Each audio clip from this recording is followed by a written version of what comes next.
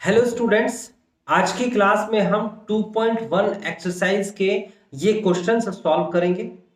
हमने इससे पहले चैप्टर सेकंड का एक कंप्लीट इंट्रोडक्शन किया है, जो मैंने आपको समझाया कि टोटल चैप्टर सेकंड में क्या क्या है, ओवरव्यू किया था मैंने। उसके बाद लास्ट क्लास में मैंने 2.1 जो हमारे पास एक्सरसाइज है, इस एक्सरसाइज से रिलेटेड इंट्रोडक्शन जो एनसीईआरटी में लिखा हुआ है वो मैंने बताया था। और आई होप आपने वो तसल्ली से देखा होगा और उसकी जो भी टर्म्स होती हैं वो आपने कॉपी पे लिख ली होंगी। अब वो टर्म्स आपने लिख ली हैं और ये एक्सरसाइज मैंने कहा था आपसे कि आप खुद से ट्राई करिएगा। 5 क्वेश्चन है इस एक्सरसाइज में और ये हर स्टूडेंट्स को पहले खुद से ट्राई करनी होगी। अब उसके बाद अगर ट्राई करने के बाद कुछ के क्वेश्चंस हुए हैं, कुछ आंसर्स नहीं आए हैं, तो जो भी हुआ है या नहीं आया है आंसर, तो हम क्या करेंगे, हम सिंपली उसको सॉल्व करेंगे। ठीक है ना। कैसे सॉल्व करेंगे देखिए, अभी यहां पर मैं आपको बताता जाऊंगा, आप मेरे साथ साथ अपने आंसर्स मैच करते जाएंगे। पहला क्वेश्चन क्या कहता है, कहता है which of the following expressions are polynomials. यानी कि ये जो आपके सामने 5 क्वेश्चंस दे रखे हैं या सब पार्ट्स दे रखे हैं आपको पहले क्वेश्चन में, उनमें से कौन से पॉलिनोमियल जो है इन वन वेरिएबल के पॉलिनोमियल है। यानी कि ये बात तो क्लियर है कि ये सारे के सारे, कहता है which of the following express are polynomial, कौन से पॉलिनोमियल कहलाएंगे, वो भी वन वेरिएबल के, एंड विच आर नॉट, और कौन से वन वेरिएबल पॉलिनोमियल नहीं है। ठीक है, तो मैंने आपको जो भी टर्म्स बताई थी इंट्रोडक्शन में वो सारी यहां पर यूज होने वाली है। पहला क्वेश्चन देखिए, सबसे पहला चेक करने का पॉइंट ये होता है कि क्या ये जो एक्सप्रेशन है, ये जो एल्जेब्रिक एक्सप्रेशन है, क्या ये पॉलिनोमियल है या नहीं है। तो कैसे चेक करते हैं आप देखिए, सबसे पहले आप देखेंगे पहला वाला टर्म, ये टर्म कहलाता है, इसको जो मैंने सर्कल किया इसको हम टर्म बोलेंगे, है ना। अब आपको ऐसे ही बताऊंगा जैसा कि इंट्रोडक्शन में मैंने बताया था, जो जो नाम लिखे हुए हैं वो नाम बार बार मैं बोलूंगा, आपको भी ये नाम रिपीट करने हैं। ये आपकी पहली टर्म है, ये आपकी दूसरी टर्म है 3x माइनस का 3x, और ये तीसरी टर्म है 7। ये 3 टर्म्स है। तो मैं पहली टर्म की बात करता हूं, फर्स्ट टर्म की बात करता हूं। फर्स्ट टर्म में एक वेरिएबल है, एक कांस्टेंट है। तो आपके सामने कांस्टेंट क्या है, ये 4 जो है वो कांस्टेंट है और ये x जो है वो वेरिएबल है, x का स्क्वायर लिखा हुआ है यहां पर। जो भी वेरिएबल होता है, दिस इज कॉल्ड वेरिएबल। जो भी वेरिएबल होता है उसकी जो पावर है, this is called exponent. Exponent, और वी कैन से पावर। जो भी इसकी पावर है, अगर वो होल नंबर है, तो होल नंबर क्या होते हैं भाई, होल नंबर्स होते हैं आपके सामने 0 1 2 3 एंड सो ऑन टू। तो क्या ये होल नंबर है, बिल्कुल है, 2 एक होल नंबर का पार्ट होता है, देख सकते हैं। अगर ऐसा है तो इसका मतलब ये टर्म जो है पॉलिनोमियल टर्म कहलाएगी। फिर उसके बाद दूसरी टर्म की बात करते हैं, उसमें वेरिएबल क्या दे रखा है, x दे रखा है। x की पावर कितनी है, 1 है। अगर x की पावर 1 है और 1 एक होल नंबर है, तो इसका मतलब ये हो गया कि ये जो है, ये पार्ट भी जो है, ये टर्म जो है, ये भी पॉलिनोमियल का पार्ट है, और 7 तो पॉलिनोमियल होता ही है। इसका ये मतलब हुआ कि ये कंप्लीट एल्जेब्रिक एक्सप्रेशन जो है, हमने डिक्लेयर कर दिया कि ये एक पॉलिनोमियल है।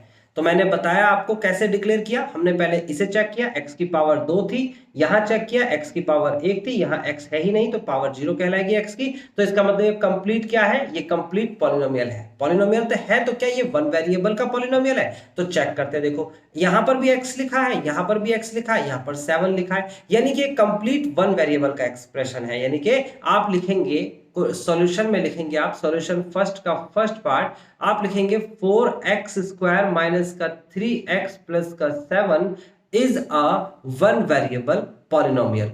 One variable polynomial. ओके, ये एक वेरिएबल का पॉलिनोमियल है। And finish this question. Simple सा क्वेश्चन है, देखो कुछ करा ही नहीं आपने।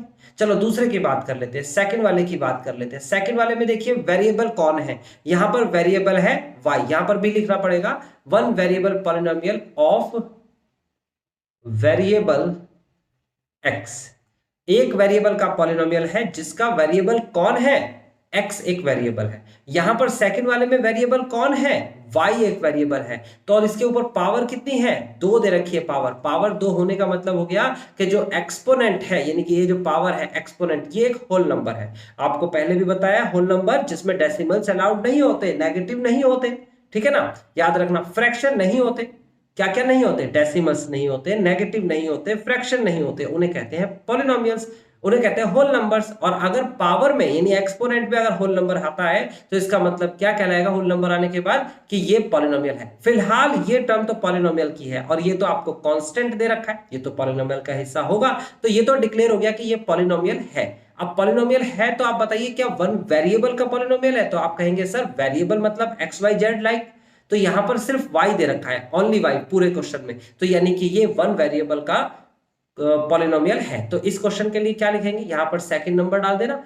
और यहां पर ये क्वेश्चन जो है यहां लिख देना और लिख देना is a one variable polynomial of variable, यहां चेंज करके लिख देना y। तो इतना काम कर लेंगे आप, आई थिंक आपने कर भी लिया होगा। नेक्स्ट की बात करते हैं, तो नेक्स्ट में t दे रखा है, ओनली t, क्या दे रखा है, ओनली t, ओनली t, तो इसका मतलब वेरिएबल तो एक ही है ना। लेकिन चेक करते हैं क्या ये पॉलिनोमियल है, तो आप चेक करोगे तो देखो यहां लिखा है रूट टी, रूट टी का मतलब होता है टी की पावर 1/2, और देखो ये 1/2 पावर में आ गई, एक्सपोनेंट में 1/2 आ गई, और 1/2 होल नंबर नहीं होता।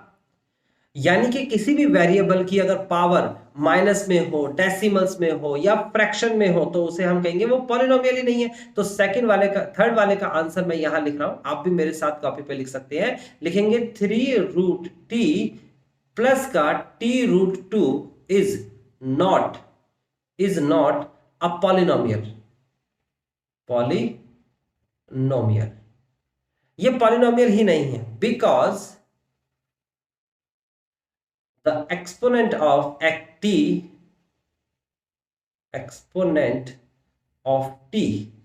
is 1/2 and this is not whole number। अब देखो आप इतनी सारी बात नहीं भी लिखेंगे तो भी चल जाएगा, एज ए स्टूडेंट आपको तो जितनी जानकारी है उतनी बात लिख के आएंगे, आपको सारा पता है तो आप सारी बात लिख के आइए। अदरवाइज पेपर में आप इतना लिखोगे ये पॉलिनोमियल नहीं है, बस इतना बहुत है। जस्टिफिकेशन के लिए आपको बोला तो गया है कि रीजन दीजिए, लेकिन स्टूडेंट्स के पास रीजन नहीं होता तो समटाइम्स आपको यहाँ पर रीजन नहीं लिखना होता। जैसे ऊपर वाले मैंने रीजन नहीं लिखा, मैंने सिर्फ बताया ये वन वेरिएबल का पॉलिनोमियल है, इतना एनफ है। लेकिन अगर रीजन भी आपको लिखना है, क्योंकि क्वेश्चन में कहा है रीजन बताइए, तो मैंने बताऊंगा यहां पर reason, because the exponent of x is a whole number. इसका रीजन मैं बता देता हूं, इसका रीजन यहां लिख देता हूं, बिकॉज द एक्सपोनेंट और एक्सपोनेंट का मतलब पावर है ना, एक्स पावर भी लिख सकते हो आप, exponent of variable x is a whole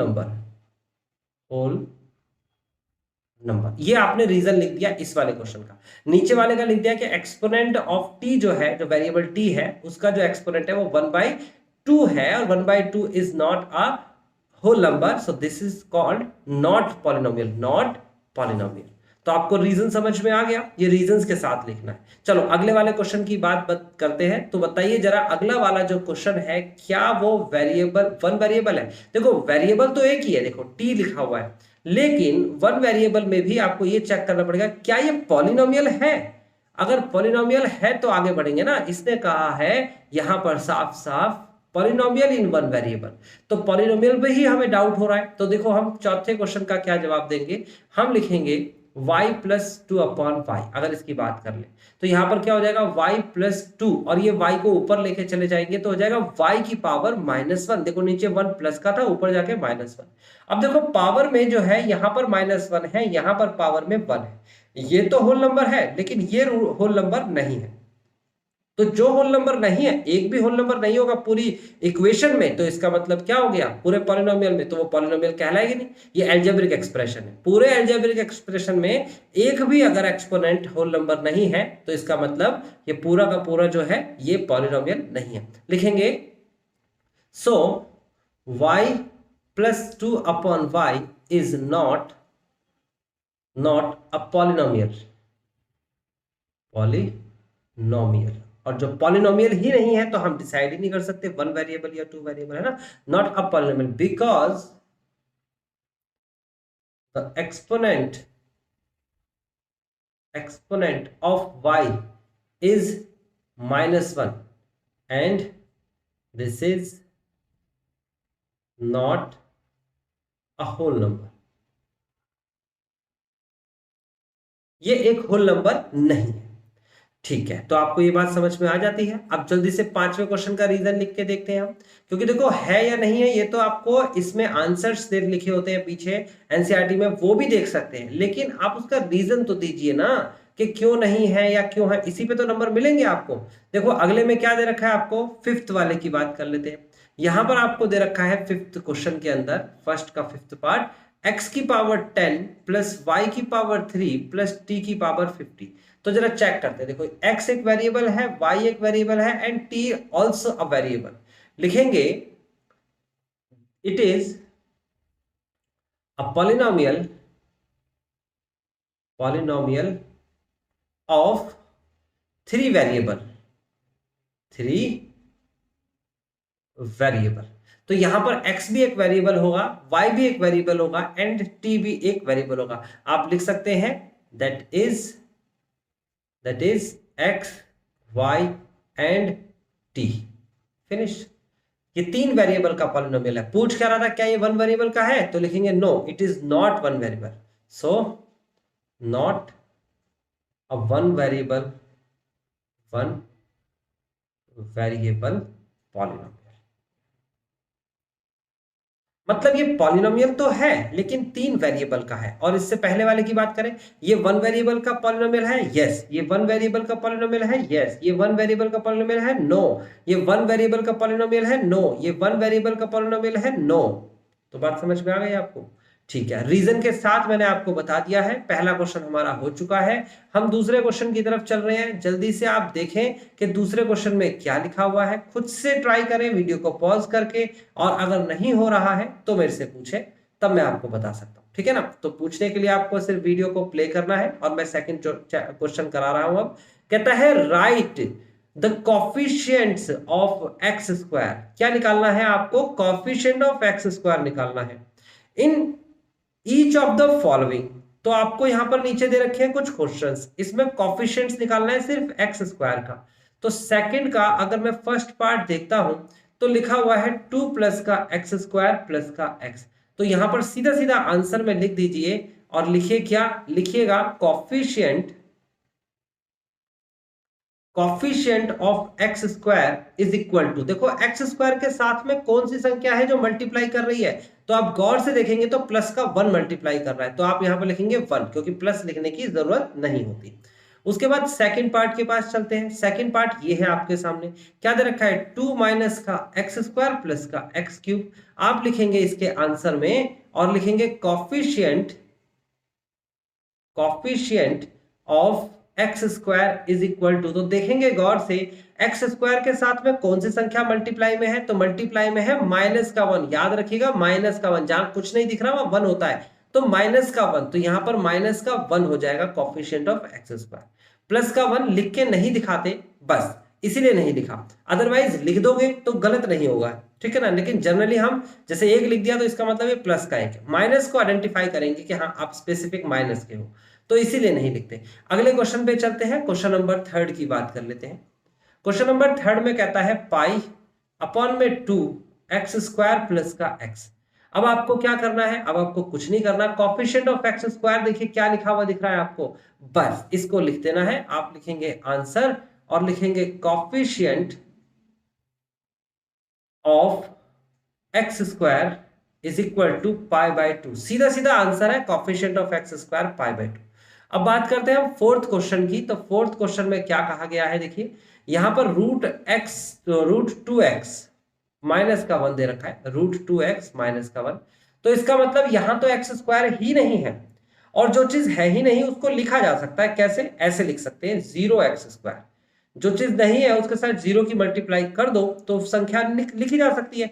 तो एक्स स्क्वायर का कॉफिशिएंट क्या दिखा? 0। जो चीज होती ही नहीं है वो 0 कॉफिशिएंट में कहलाती है। तो आंसर इसका आ गया coefficient of x square is equal to 0। इस केस में एक्स स्क्वायर ही नहीं है तो उसका कॉफिशिएंट क्या आ गया? 0 आ गया। इस तरीके से लिख के दिखा देंगे।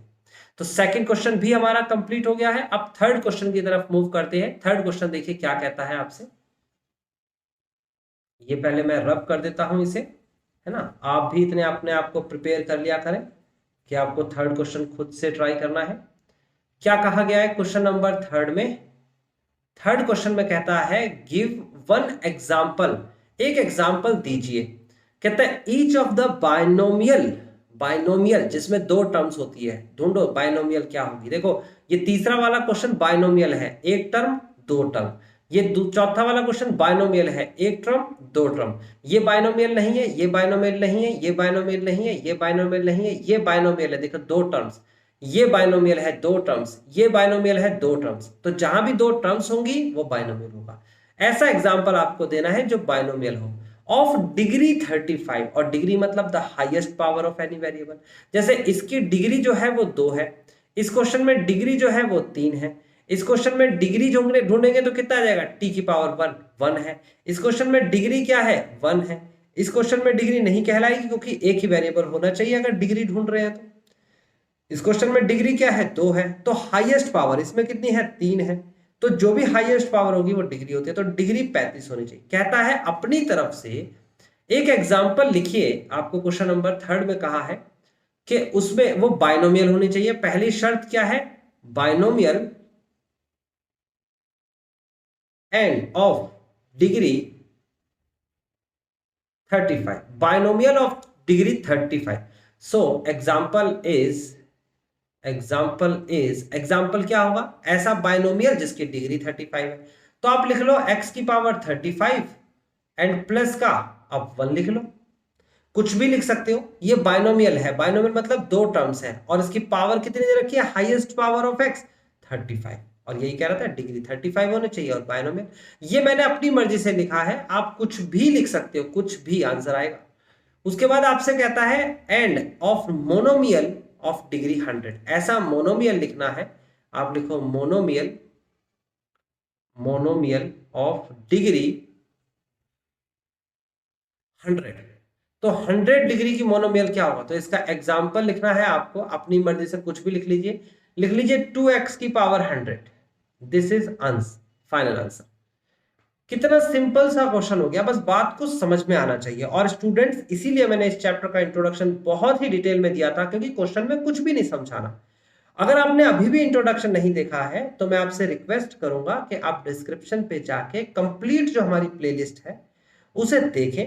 कंप्लीट ना भी देखें तो इस चैप्टर का इंट्रोडक्शन है, दो अलग अलग स्टेप में बनाया है। एक तो चैप्टर इंट्रोडक्शन दिया है मैंने, और एक एक्सरसाइज इंट्रोडक्शन दिया है। तो आप एक्सरसाइज इंट्रोडक्शन तो एटलीस्ट देख के ही आए, आपको ये सारी टर्म्स समझ में भी आएंगी और क्लियर भी होंगी। ओके, फिलहाल ये मेरा आंसर आ चुका है, और ये आंसर्स ध्यान रखना वेरिएबल आंसर्स होंगे, अलग अलग। अगर आप इसे बुक में देखेंगे तो बुक में ये आंसर नहीं मिलेगा, ये कुछ और मिलेगा। तो कुछ भी हो सकता है इसका आंसर, ठीक है।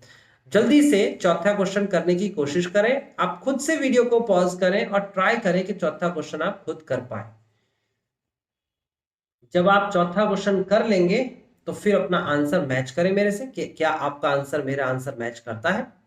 देखिए फोर्थ क्वेश्चन में कहता है right the degree of each of the following polynomials. आपको आपकी बात डिग्री लिखनी है। And what is the degree, degree is the highest power of one variable polynomial. Degree is the highest power, degree एक highest power होती है जो कि वन वेरिएबल के पॉलिनोमियल में ढूंढी जाती है। फिलहाल हमारे पास ये क्वेश्चन दे रखा है, क्वेश्चन नंबर फोर्थ है। आप इसमें लिखेंगे, पहले पार्ट में लिखेंगे 5, आप लिखेंगे 5x की पावर 3 प्लस का 4x की पावर 2 प्लस का 7x। आप लिखेंगे आंसर, और उसमें लिखेंगे डिग्री ऑफ